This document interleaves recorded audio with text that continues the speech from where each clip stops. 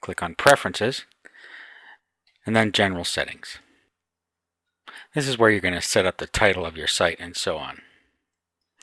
So just put in here the name of your site, slogan, etc. So we'll just work our way down here. And then our slogan. Okay, and then email address. You need to change that, site language. Module for your start page. You can actually install a module like a news module or something like that, and then you could pick it from here. But in this case, we're not going to use one. And then your server's time zone. And then your default time zone, which is probably your time zone. The default theme. You have a couple of different ones you can choose through here. And we can change the theme. I'll show you how to do that a little later. Whether to check the templates for modifications or not. And then you can select the themes. We're just going to leave it at default for now.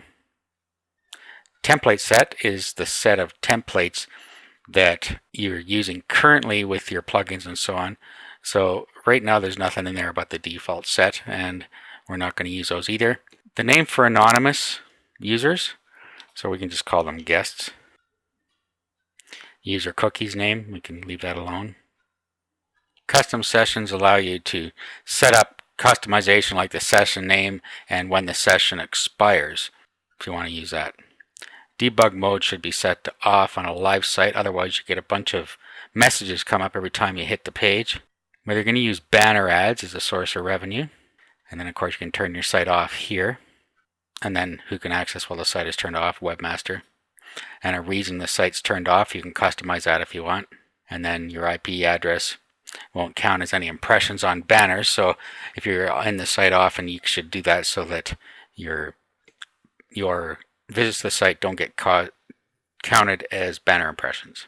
Whether you use SSL for login, be careful there. If you turn that on and you don't have SSL enabled, then you're going to lock yourself out of your site. And where the SSL login page is if you're going to use SSL, how the comments are displayed, nested, flat, or threaded. Okay, and then you can ban IP addresses if you want. Module-wide cache. You don't want to cache subscriptions or PD downloads, so just leave those as no cache.